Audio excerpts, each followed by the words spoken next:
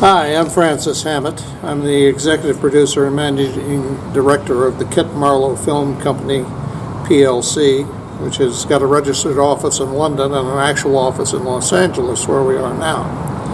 I wanted to talk to you a little bit about how this project came to be.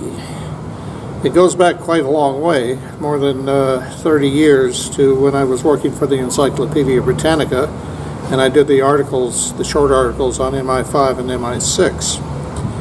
There I discovered that Christopher Marlowe had actually been a spy, and this is not a widely known fact, but there is documentation. A letter was sent by the Privy Council to the authorities at Cambridge who were about to withhold Marlowe's degree because he had gone to the Catholic monastery of Reims, a Jesuit institution, the adversary party, you might say, and had been caught there.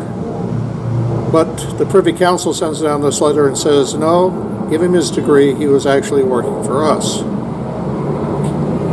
So, now we have the script for this, over 140 pages, for the film that we're going to do in London, or thereabouts, maybe in Cambridge a little bit, next year. In 1983, I was affiliated with an organization called Playwrights Center of Chicago. I wrote a play. After thinking about it for about 6 months, I wrote the play in about 3 weeks. We had a staged reading. I did some revisions.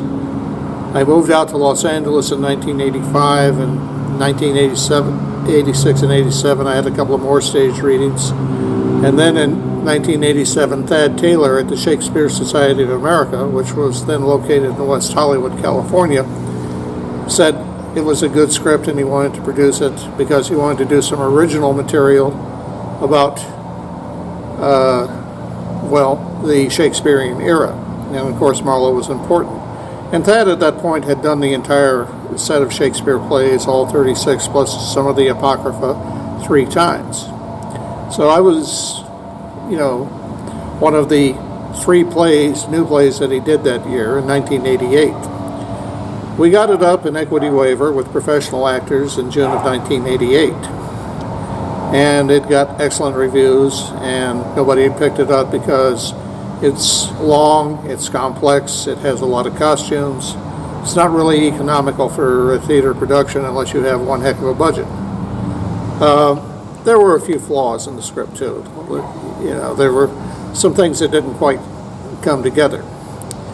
Then it sort of sat fallow for a number of years until my friend Mike Donahue read it. He had just started doing short films and then doing long, low-budget films. He's done 6 now.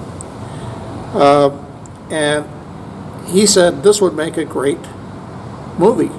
And I said, would it? And he said, yeah. He said, why don't you do a script? And I said, okay, I'll do a script.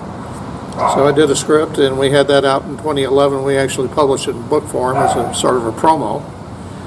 And then we started looking at the script and seeing, well, the demands of the industry are such that if we're going to describe this guy as, quote, an Elizabethan James Bond, we have to have more action, we have to have different things. And then I started doing additional research. And I came up with some information about a character that we didn't even have in the original name, Richard Baines, who had also been an infiltrator for the Secret Service at the Jesuit monastery at Reims, had been caught and had been tortured. And it turned into a very bitter fellow who went around England finding secret Catholics and arresting them and doing other things to them that were not too pleasant. The early English Secret Service was one of the first international organizations that engaged in espionage and spying and covert action, dirty tricks. The Jesuit Order, for better or worse, which was founded by a soldier, was the other. And the Jesuit Order had a global reach. They were everywhere. They were in South America, they were in Canada, they were even in China. In 1603, a Jesuit would become head of the Chinese Secret Service, quite openly, because the Emperor of China knew that he knew things and had contacts that no Chinese citizen had. He only made one condition: the Jesuit could never leave China, but he could write letters home. So it was a sort of a perfect trade-off. Anyway, here we are, we're chugging along, and I do the script, then I do the script again, I do the script again, and then we finally go over to London to try and find a UK partner because we found out about the tax benefits over there. And we figure we need a UK partner to access those. And after we're over there for about a month and a half, I discovered that no, we don't need a UK partner, we need a UK company. But it's so much easier to set up a company in the UK than it is to set it up in the United States. Literally cost me less than £100, but I just went ahead and did it.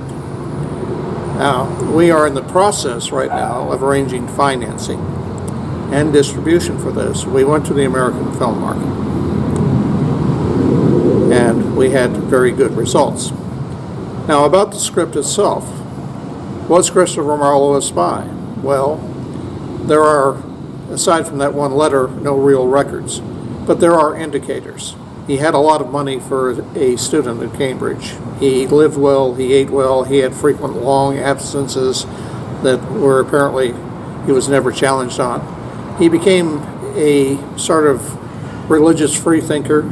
He also had some character flaws. He was a drunk. He was a bully. He hurt people. And he was unkind to people. At the same time, he was this absolutely brilliant writer. So the contrast is dramatic. You will agree. So there we are. Trying to figure out who's the best guy to play this. How do we get it financed? We've got the UK company. We've got possibly the tax benefits as soon as we qualify for those. And we go to the American film market and we find no less than 3 companies want to come in on the project various ways. And the problem that we have now is sorting out exactly what they want in return, exactly how much money they will put in. We have a budget now of $15 million. That's so we can get A-list actors. The reason for the A-list actors is obvious. We want an audience.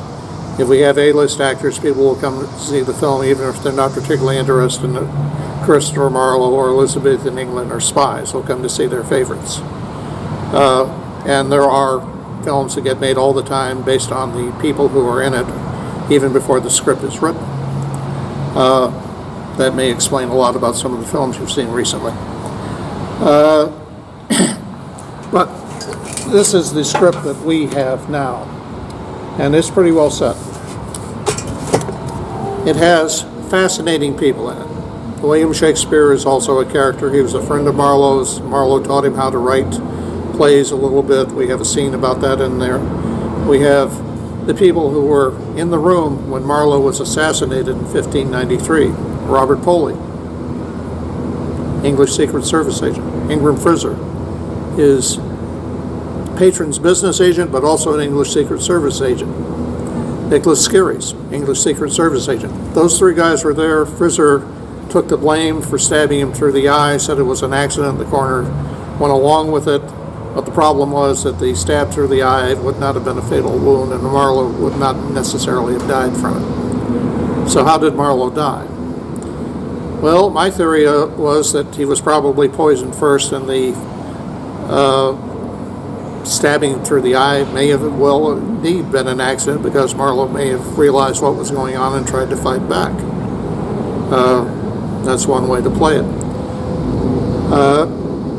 We have people like Sir Walter Raleigh in there who Marlowe was, use a regrettable term, sucking up to because he was something of a social climber. He was a shoemaker's son who got a scholarship to Cambridge, was bright enough to go to the library, do research, find material for the first play, managed to act out enough so that they didn't make him become a deacon in the church, which was what he was supposed to be training for. And I think everybody, including him, knew what a rotten clergyman he'd make.